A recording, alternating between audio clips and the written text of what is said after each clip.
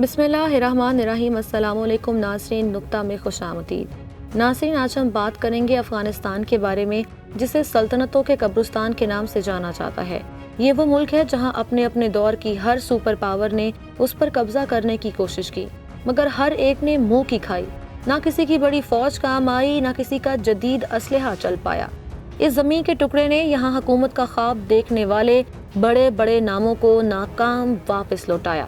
آخر ہر ایک super power نے اسلحہ، فوج اور سب کچھ ہونے کے باوجود کیوں شکست کھائی؟ اس سوال کا جواب جاننے کے لیے ویڈیو کے آخر تک بنے رہیے۔ یہاں پر کوئی بھی حکمران کامیاب نہ ہو سکا، یہ ایک ایسا سوال ہے جس کا جواب افغانستان کی تاریخ اور اس کے جغرافیائی محل وقوع میں پوشیدہ ہے۔ ماضی میں افغانستان پر بہت سی سلطنتوں نے حکمرانی کی اور ہر ایک زوال کا شکار ہوتی رہی۔ 19ویں صدی میں برطانوی سلطنت، جو اس وقت دنیا کی سب سے طاقتور سلطنت تھی اور آدھی دنیا پر حکومت کر رہی تھی، جس میں ہندوستان بھی شامل تھا، اور اس سلطنت کے لیے مشہور تھا کہ اس کا سورج کبھی نہیں ڈوبتا۔ برطانیہ نے اپنی پوری طاقت سے افغانستان کو بھی فتح کرنے کی کوشش کی، مگر وہ ناکام رہے، اور سن 1919 میں برطانیہ کو بالآخر افغانستان چھوڑ کر جانا پڑا اور افغانوں کو آزادی دینی پڑی۔ ناظرین، اس کے بعد سوویت یونین نے سن 1969 میں افغانستان پر حملہ کر دیا۔ اس کا ارادہ یہ تھا کہ سن 1978 میں بغاوت کے ذریعے قائم کی گئی کمیونسٹ حکومت کو گرنے سے بچایا جائے، لیکن انہیں یہ سمجھنے میں 10 سال لگے کہ یہ وہ جنگ کبھی جیت نہیں پائیں گے۔ برطانوی سلطنت اور سوویت یونین کے درمیان ایک قدر مشترک ہے۔ جب دونوں سلطنتوں نے افغانستان پر حملہ کیا تو وہ اپنی طاقت کے عروج پر تھیں، لیکن اس حملے کے ساتھ آہستہ آہستہ دونوں سلطنتیں ٹوٹ پھوٹ کا شکار ہونے لگیں۔ سن 2001 میں امریکی قیادت میں افغانستان پر حملہ ہوا اور کئی سالوں تک جاری رہنے والی جنگ میں لاکھوں افراد ہلاک ہوئے۔ اس حملے کے 20 سال بعد امریکی صدر جو بائیڈن نے افغانستان سے اپنی فوج کو واپس بلانے کا فیصلہ کیا۔ یہ ایک متنازع فیصلہ تھا جس پر پوری دنیا میں شدید تنقید کی گئی۔ اس فیصلے کی وجہ سے طالبان نے افغان دارالحکومت کابل پر انتہائی تیزی سے قبضہ کر لیا، جس پر امریکی صدر جو بائیڈن نے اپنے فیصلے کا دفاع کرتے ہوئے کہا کہ امریکی شہریوں کو ایسی جنگ میں نہیں مرنا چاہیے جس سے افغان خود لڑنے کے لیے تیار نہ ہو۔ جو بائیڈن نے افغانستان کو سلطنتوں کے قبرستان کے طور پر گردانتے ہوئے کہا، چاہے کتنی ہی فوج قوت کیوں نہ لگا لیں، ایک مستحکم، متحد اور محفوظ افغانستان کا حصول ممکن ہی نہیں ہے۔ ناظرین، اس کے بعد حالیہ صدیوں میں افغانستان کو کنٹرول کرنے کی کوشش کی گئی۔ دنیا کی طاقتور فوج کے لیے افغانستان ایک قبرستان ہی ثابت ہوا۔ ابتدا میں ان حملہ آور لشکروں کو کچھ کامیابی ملی، لیکن آخر میں انہیں افغانستان چھوڑ کر بھاگنا پڑا۔ بڑی طاقتوں کو شکست کیوں ہوئی؟ اس کی ایک وجہ یہ بھی ہے کہ افغانستان ایک مشکل جگہ ہے۔ یہ ایک پیچیدہ ملک ہے جہاں انفراسٹرکچر کی صورتحال سمجھ سے باہر ہے، بہت محدود ترقی ہے، اور یہ خطہ ہر طرف زمین سے گھرا ہوا ہے اور اس کو سمجھنا اتنا آسان نہیں۔ اکثر کہا جاتا ہے کہ افغانستان کو فتح کرنا ناممکن ہے، لیکن یہ ایک غلط بیان ہے، کیونکہ ایرانیوں، منگولوں اور سکندر اعظم نے اسی افغانستان کو بہت پہلے فتح کیا تھا۔ لیکن یہ بات یقینی ہے کہ یہ ایک ایسی دلیری ہے جس کی قیمت چکانا پڑتی ہے، اور اس سے قبل کابل پر حملہ کرنے والی آخری 3 بڑی سلطنتیں اپنی کوشش میں بری طرح ناکام ہوئیں۔ اور کچھ نہیں تو صرف اگر برطانیہ ہی کی بات کر لی جائے تو برطانیہ ہی نے یہاں 3 حملے کیے تھے اور وہ مکمل طور پر ناکام رہے تھے۔ ناظرین، ان حملوں کی داستان کچھ اس طرح سے ہے کہ 19ویں صدی کے بیشتر حصے میں افغانستان وسطی ایشیا کو کنٹرول کرنے کے لیے برطانوی اور روسی سلطنتوں کے درمیان جنگ کا ایک اہم مقام تھا، اور اس کے تعلق سے روس اور برطانیہ کے درمیان کئی دہائیوں تک سفارتی اور سیاسی کشمکش جاری رہی، جس میں بالآخر برطانیہ کی جیت ہوئی، لیکن برطانیہ کو اس کی بڑی قیمت چکانا پڑی۔ برطانیہ نے افغانستان پر سن 1839 اور 1919 کے درمیان 3 مرتبہ حملہ کیا، اور کہا جا سکتا ہے کہ برطانیہ تینوں بار ناکام رہا۔ سن 1839 کو پہلی اینگلو افغان جنگ میں برطانیہ نے کابل پر قبضہ کر لیا، کیونکہ برطانیہ کا خیال تھا کہ اگر اس نے یہ قدم نہیں اٹھایا تو روس کابل پر قبضہ کر لے گا۔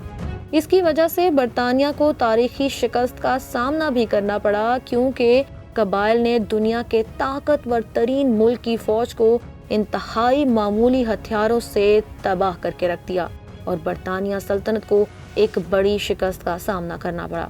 اور 3 سال کے حملوں کے بعد بالآخر افغانستان نے حملہ آور فوج کو بھاگنے پر مجبور ہی کر دیا اور برطانوی سلطنت کو منہ کی کھانا پڑی۔ جبکہ اس کے بعد 6 جنوری سن 1842 کو جو 16,000 فوجی برٹش کیمپ سے جلال آباد روانہ ہوئے تھے، ان میں سے صرف 1 برطانوی شہری زندہ واپس آیا، یعنی کہ یہ حملہ بھی ناکام ہوا۔ لیکن سن 1919 میں جب افغانستان کے امیر نے خود کو برطانیہ سے آزاد قرار دیا تو تیسری اینگلو افغان جنگ شروع ہو گئی۔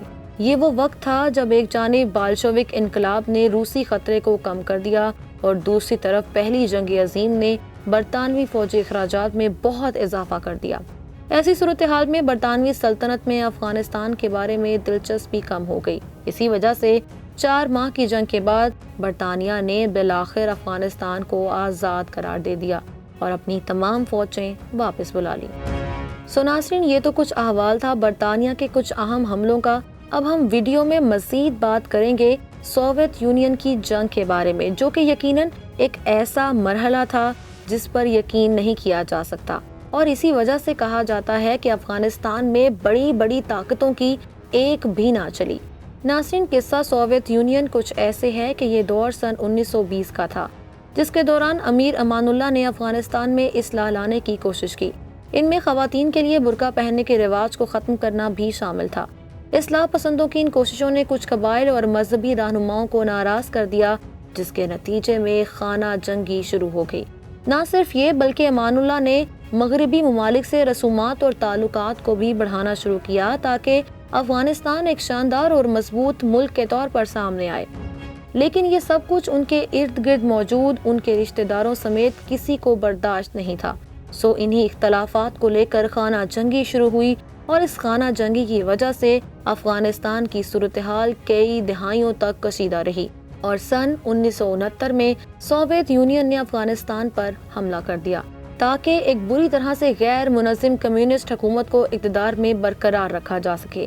لیکن کئی مجاہدین تنظیموں نے سوویت یونین کی مخالفت کی اور ان کے خلاف جنگ چھیڑ دی۔ روسیوں نے ان علاقوں اور وہاں کے دیہاتیوں پر زمینی اور فضائی حملے کیے، جن کے بارے میں ان کا خیال تھا کہ یہ مسئلے کی جڑ ہیں۔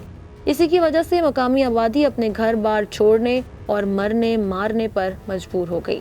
اس حملے میں بہت زیادہ خون بہا۔ اس جنگ میں تقریباً 15 لاکھ لوگ ہلاک ہوئے اور 50 لاکھ لوگ پناہ گزین بن گئے۔ سوویت یونین کی فوج نے کئی طریقوں سے انتہا پسندی کو ختم کرنے کی کوشش کی، لیکن گوریلا فوجی اکثر ایسے حملوں سے بچ جاتے تھے۔ اس جنگ میں ملک کا پورا امن تباہ ہو گیا۔ اسی دوران اس وقت کے سوویت لیڈر میخائیل گورباچوف نے محسوس کیا کہ روسی معیشت کو تبدیل کرنے کی کوشش کے ساتھ ساتھ جنگ جاری نہیں رکھی جا سکتی، سو انہوں نے سن 1988 میں اپنی فوجیں واپس بلانے کا فیصلہ کر لیا۔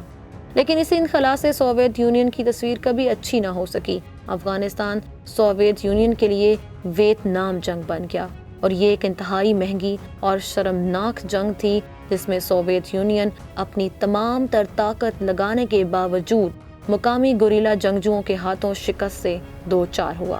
یہ سوویت یونین کی سب سے بڑی غلطیوں میں سے ایک غلطی تھی کہ اس کے بعد سوویت یونین ٹوٹنے لگا اور تقسیم ہونے لگا، بالکل اسی طرح جیسے برطانیہ پہلے آیا، حملہ کیا اور پھر ٹوٹنے لگا۔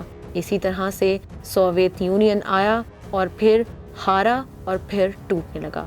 ناظرین، جب سوویت یونین کی بھی ساری چالیں اور تدبیریں ناکام ہوئیں تو ایسے میں اپنے آپ کو پوری دنیا کا واحد سہارا سمجھنے والا امریکہ بھی پیچھے نہ رہا، اور سوچا کہ کیوں نہ افغانستان کی اس بہتی گنگا میں ہاتھ دھو لیے جائیں۔ اسی وجہ سے امریکہ نے بھی افغانستان پر حملہ بول دیا، اور افغانستان میں برطانیہ اور سوویت یونین کی ناکام کوششوں کے بعد امریکہ نے 9/11 کے حملوں کے بعد افغانستان میں جمہوریت کی حمایت اور القاعدہ کے خاتمے کے لیے افغانستان پر حملہ کر دیا۔ ناظرین، اس سے پہلے کی 2 سلطنتوں کی طرح امریکہ بھی تیزی سے کابل فتح کرنے اور طالبان کو ہتھیار ڈالنے پر مجبور کرنے میں کامیاب رہا۔ افغان حکومت 3 سال بعد وجود میں آئی۔ लेकिन तालिबान के हमले जारी रहे। अमेरिका के साबिक सदर बराक ओबामा ने 2009 में फौजियों की तादाद में इजाफा करके तालिबान को पीछे धकेल दिया, लेकिन ये ज्यादा देर तक कायम ना रह सका। सन 2001 में जंग के आगाज के बाद सन 2014 में सबसे ज्यादा खूनरेजी देखी गई। नेटो अफवाज ने अपना मिशन मुकम्मल किया और जिम्मेदारी अफगान फौज के हवाले कर दी।